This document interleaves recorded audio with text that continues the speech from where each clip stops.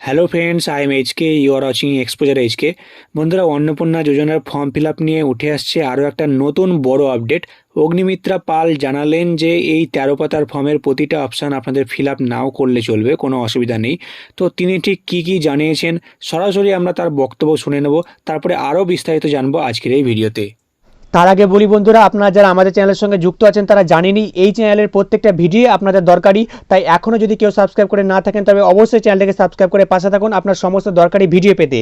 সাথে bell আইকনটিতে press করে all select করে রাখুন লেটেস্ট আপডেট সবার আগে পাওয়ার জন্য। আমরা তো ফর্ম অলরেডি দিতে শুরু করে দিয়েছি, আজ থেকে অনলাইনে শুরু হচ্ছে এবং 3 তারিখ থেকে ব্যাংকে ঢুকতে শুরু করবে।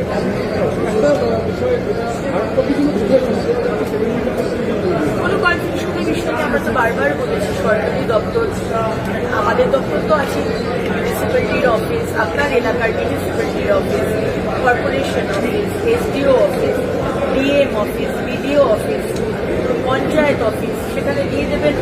আমাদের যারা কর্মীরা রয়েছে, এইসব দপ্তরে যে কর্মীরা রয়েছে তারাও বাড়ি বাড়ি গিয়ে ফর্মটা ফিল আপ করাবেন। এবং যেখানে ফর্ম ফিল আপ করতে অসুবিধা হচ্ছে, আমি বারবার বলছি যে এতগুলো যে বলছে এতগুলো 12 পাতার ফর্ম, দেখুন এগুলো ডেটার জন্য।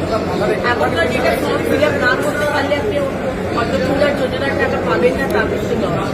কিন্তু আগামী দিনে আরো অনেক প্রকল্প আমরা নিয়ে আসছি, সেই জন্যই ডেটাটা দরকার।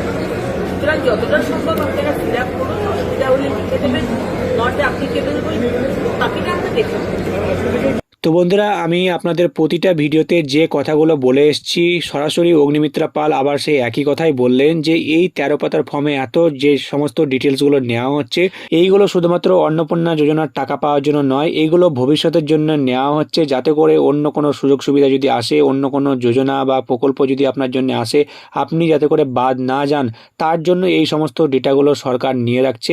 সেটা সরাসরি অগ্নিমিত্রা পাল জানালেন।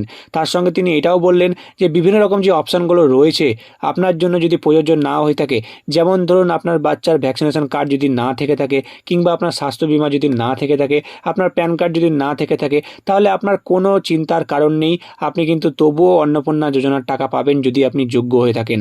তো সেক্ষেত্রে যে সমস্ত অপশানগুলো প্রযোজ্য নয় বা দরকারি নয় আপনার জন্য, সেগুলোতে আপনি সিম্পলি এনএ লিখে দিন, অর্থাৎ নট অ্যাপ্লিকেবল লিখে দিন, তাতে কোনো অসুবিধা হবে না এই অন্নপূর্ণা যোজনার টাকা পাওয়ার জন্যে। তো আশা করি আপনাদের বোঝাতে পারলাম। ভিডিওটি ভালো লাগলে অবশ্যই একটা লাইক করবেন, চ্যানেলে নতুন হলে চ্যানেলটাকে সাবস্ক্রাইব করতে ভুলবেন না, আর ফেসবুক থেকে দেখে থাকলে অবশ্যই পেজটিকে ফলো করতে ভুলবেন না। তো আবার আসছি আরও একটা নতুন বড় আপডেট নিয়ে।